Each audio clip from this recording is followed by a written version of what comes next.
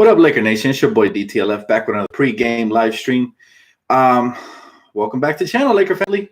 Today, Pelicans, Lakers. No Anthony Davis, so that's a huge plus. Plus, on top of that, more good news. We get Muscala back.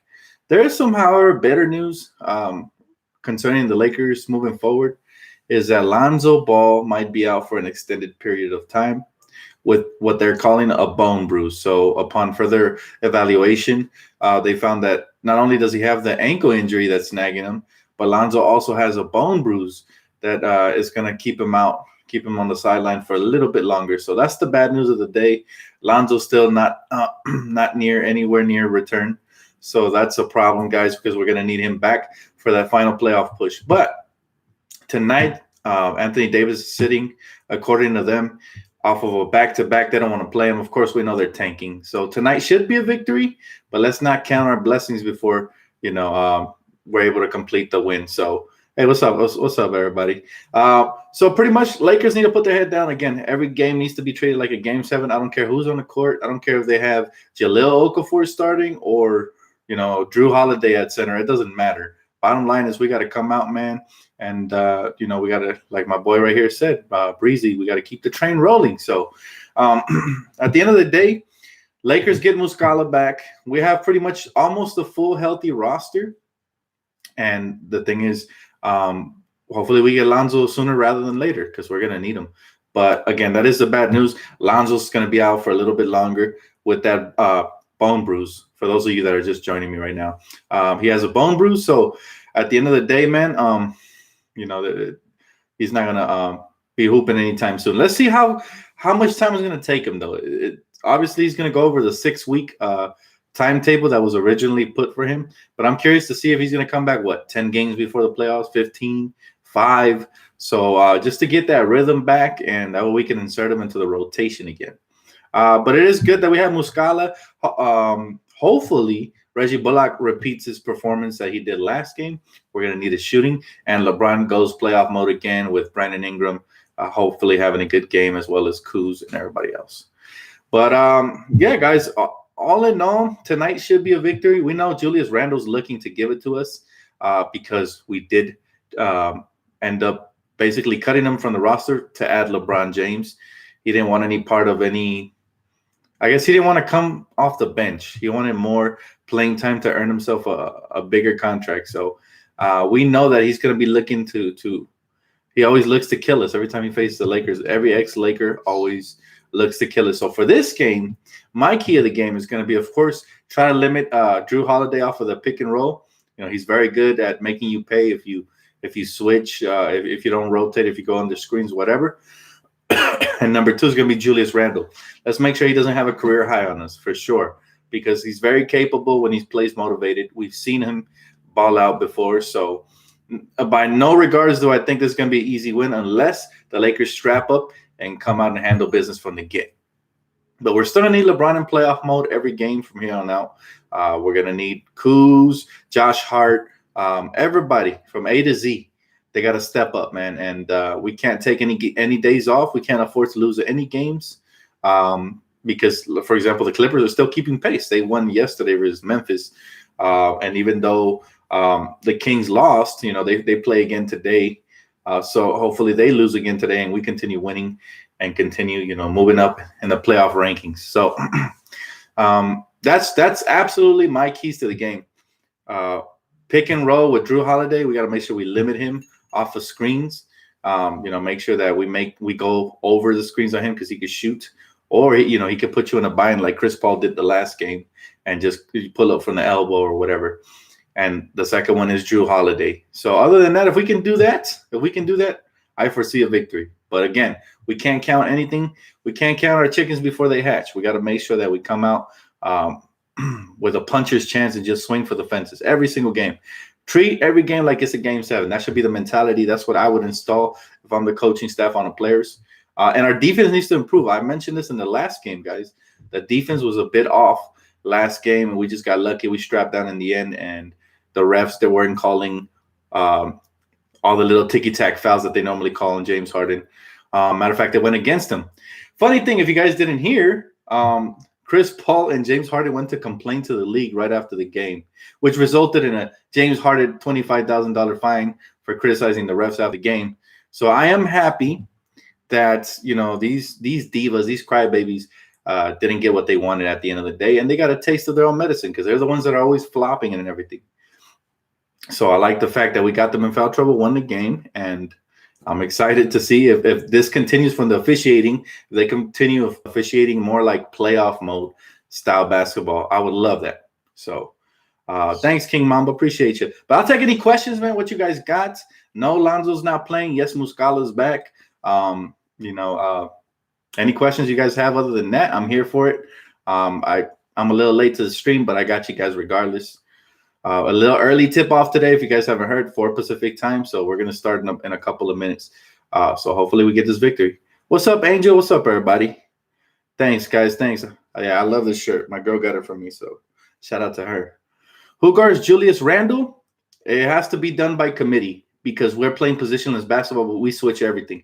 The thing about Julius Randle is you got to take away his left hand and force him to shoot the jumper. If you let him start getting physical with you inside, he's going to make a killing, right? And we got to box him off the boards because he likes to crash the glass. So I know he's going to be extra motivated tonight. He's trying to earn a bigger contract for himself. Most likely he's going to opt out of his 2-year deal and try to get paid. So, yeah, I expect him to be, What up, Dan? Love the channel, bro. Thanks, man. I appreciate you, Cash. Just chilling, man. Got off of work, ready for the Laker game. I was actually going to go hoop with my boys at the rec center today, but unfortunately, the game started early, so I picked the Lakers over anything, man. Priorities. So, Dan, JaVale has to step up tonight. JaVale McGee has just been a coin flip for me this season. You know what I mean? Like, you never know when you're going to get the good JaVale. That's heads, and you never know when you're going to land on tails, which is the bad JaVale. So at the end of the day, whatever JaVale can contribute in a positive way will help this team. There's rumors of the Lakers looking at the DeAndre Jordan situation, potentially him wanting more playing time, maybe getting bought out. The Lakers are interested. So if that happens, man, that would be a huge upgrade even to JaVale. Even as much as I've liked him this season, he's been inconsistent. So that's the sad part. He started off hot, and he slowed down big time.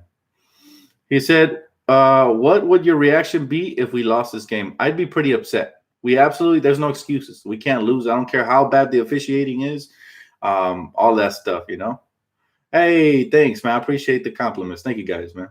He said, who's starting up today? It should be the exact same starting lineup, bro.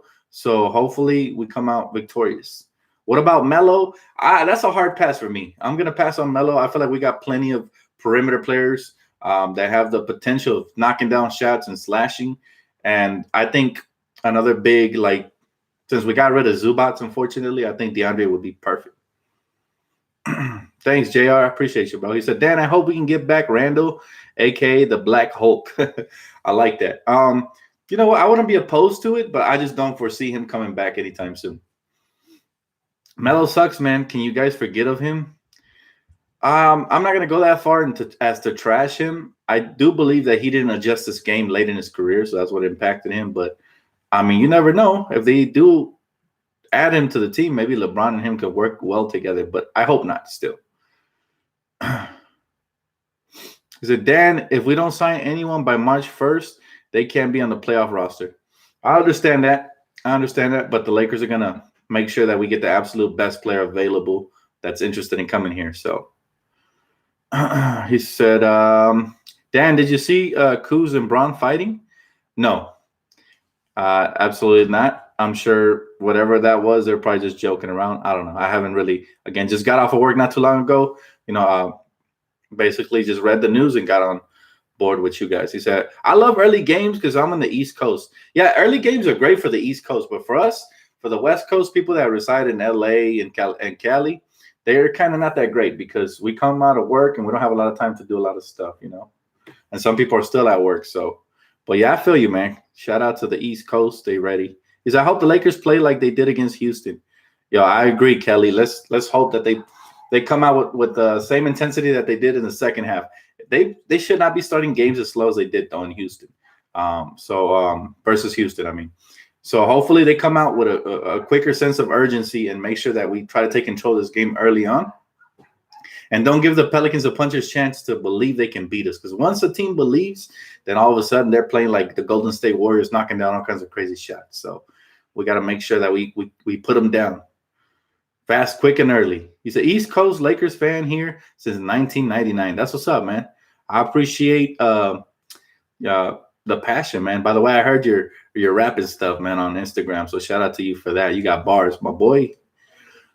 He said, "Word, we gotta try and make it a blowout." Yeah, we gotta make sure that we come out with a killer mentality from the start, man. We can't be letting teams get the lead on us and then eventually trying to come back. Like that really takes away a lot from not only the young core, but even from the vets. You know, that takes a lot of energy, and it's sometimes it becomes impossible to come all the way back. We've gotten lucky in a couple of last games, but he said, "Nice job on the show, Dan.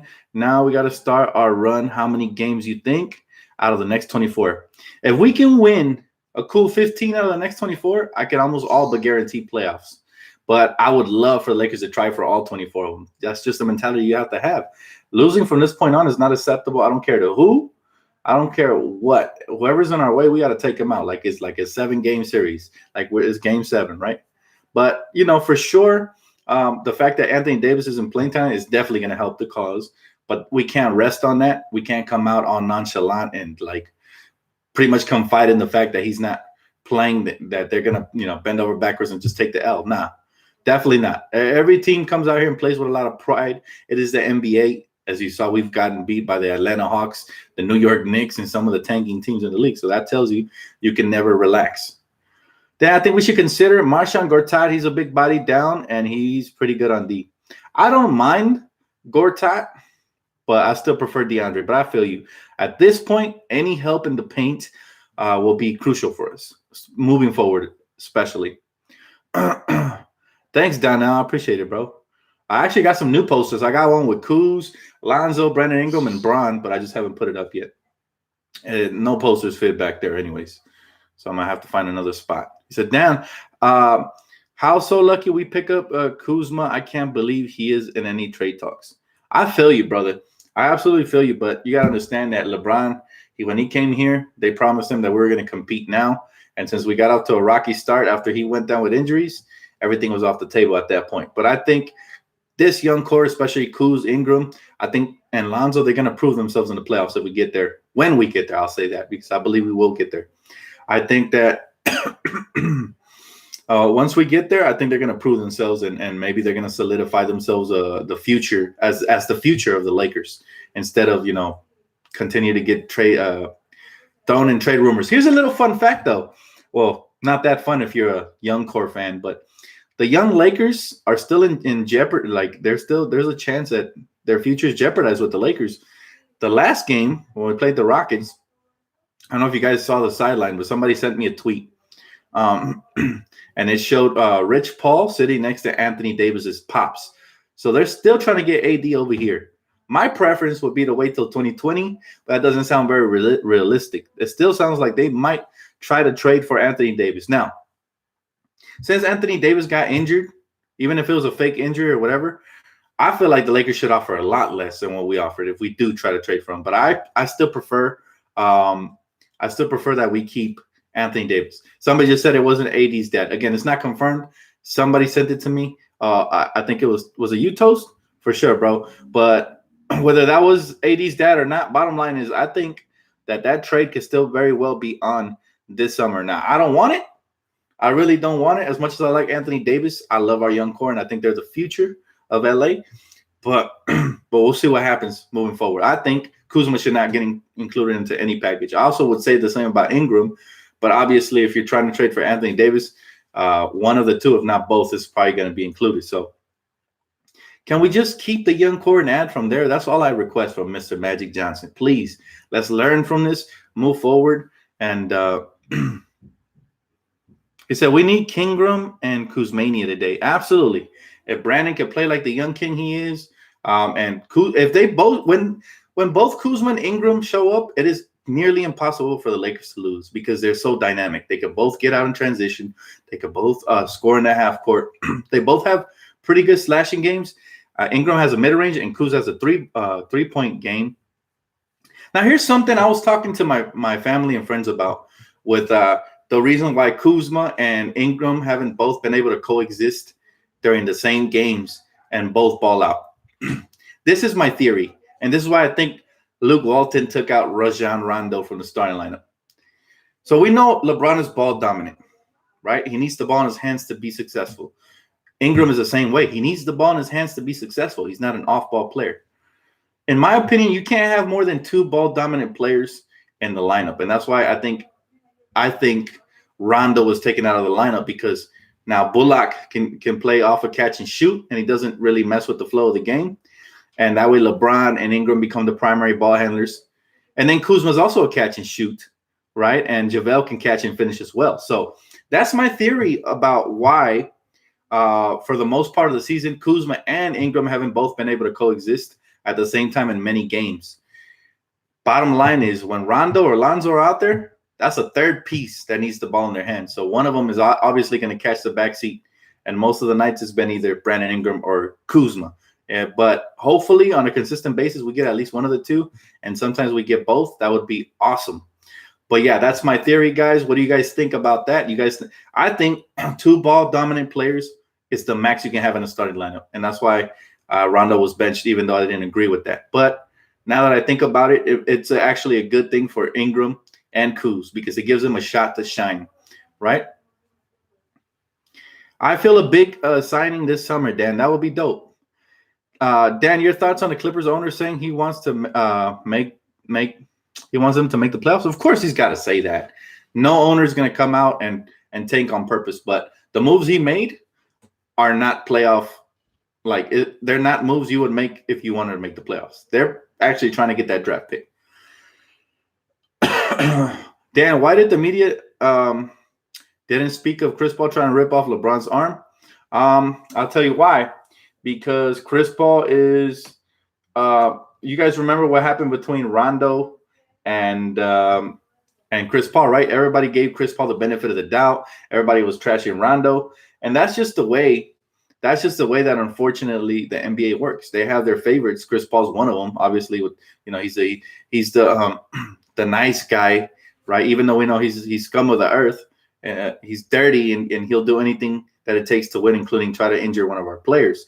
There's a reason he got decked by Rajon Rondo, and there's a reason that I was happy about it, even though I don't condone violence.